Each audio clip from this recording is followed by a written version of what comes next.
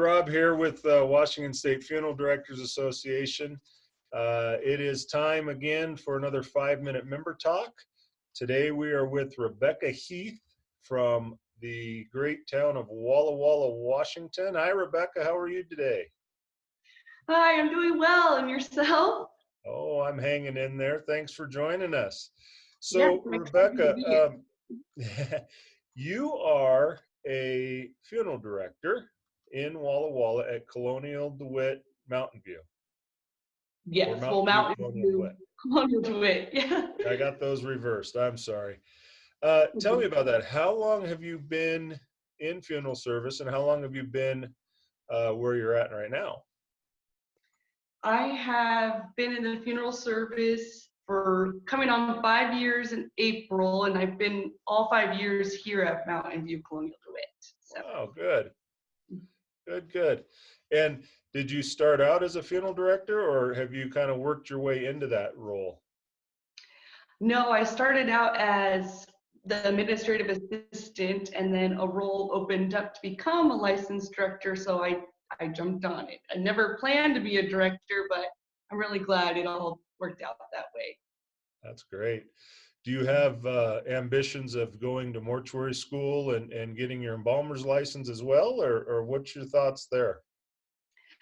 I don't plan to join mortuary school or attend because of what we may discuss later with the cremation rates. I think I'm just going to stick with the licensed director. Sure. Okay. All right. Well, that's great.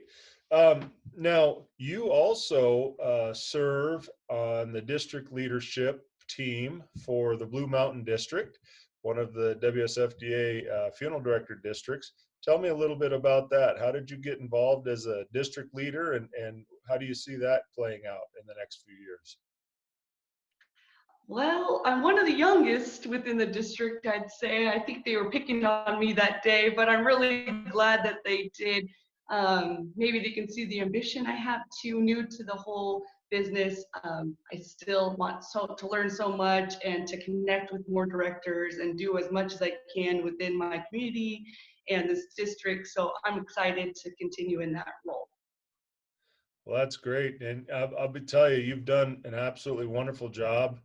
Very impressed with what you've done with it so far, and looking forward to another year with your leadership and see where it takes you. You never know. It might take you bigger places yet. So we'll see how that goes.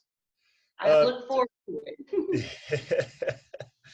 it. So you've said that you talked a little bit about probably not going into getting a embalmer's license because of the cremation rate. Is the cremation rate fairly high in the Walla Walla area? Yeah, within just the last 3 years, we see the percentage going up and up. I think even this year, last year we were at 88% direct cremation. Well, maybe not direct, but cremation. So the amount of embalmings we do just doesn't seem quite the route to go as far as going to mortuary school. I have 2 licensed embalmers already on our staff. And so I think just focusing on the cremation and how we can incorporate services more for our families, that's kind of where my head is going. How to keep people, celebrating alive for memorial services. I worry about families just doing the cremation and never taking that moment to stop and honor the loved ones. That kind of starts the grieving process. So just encouraging and finding new ways and being creative on how to incorporate what I know within the business to help my families in their aspect of memorials outside the funeral home even. Sure. And are you seeing more and more families that are choosing to memorialize as opposed to, say, just a basic or simple cremation? Are you seeing a lot more of that coming to pass these days? Yeah, I think like 3 years ago, I saw a lot of like direct cremation. They didn't want services. They didn't want us to do anything for them. So that's all we're going to do. We're just going to cremate and bury or cremate and nothing else. But I think in the last year and a half, I've seen a little bit more people understanding that the celebration of life or memorial service is for the ones living and for them. And so I think they respect the part of they just want the cremation and to keep it simple. So yeah, I think in the last year, to answer your question, I think people are starting to go back towards services a little bit more in, like I said, in different aspects and getting creative with it, like having meals and different events instead of just calling it a memorial service of traditional stature. Sure. Well, that's great.